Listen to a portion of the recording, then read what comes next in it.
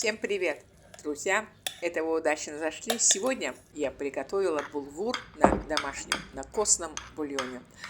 Насколько мне известно, к сожалению, многие не любят булгур. Этот достаточно полезный злак из-за его пресного вкуса.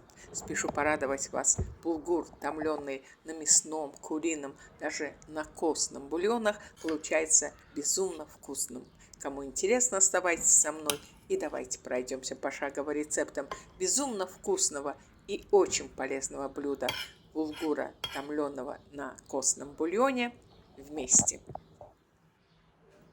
Итак, 1 стакан булгура насыпаю в дуршлаг и мою булгур, эту цельнозерновую пшеницу, под теплой водой. При желании этот шаг, конечно, можно пропустить. Для меня он обязательный, но, насколько мне известно, многие в этом не видят необходимости. Вы же действуете на свое усмотрение. Достаю с морозильника 1 костный кубик бульон и жир от него. Сперва отправляю в кастрюлю мозговой жир, сюда же насыпаю булгур и обжариваю его на слабом-преслабом, вот буквально на тлеющем огне, где-то 5-6 минут.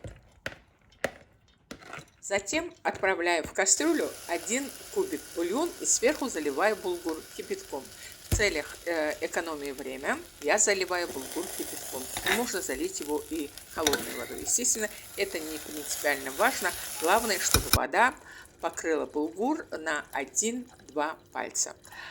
Да, чуть не забыла. Желательно, чтобы кастрюля была с толстым дном. Если такой кастрюли у вас нет, то можно, вернее даже нужно, под кастрюлю подложить толстое железо, рассекатель. Насыпаю в кастрюлю пряности. Список пряностей можно отрегулировать на свое усмотрение. Также насыпаю сюда совсем немного соли, так как кубик бульон соленый. Дальше ничего.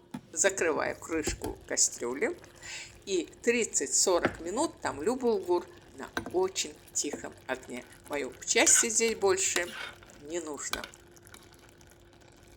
Возвращаюсь к кастрюле примерно через 30 минут. За это время булгур полностью впитал в себя костный бульон, набух и увеличился в размере.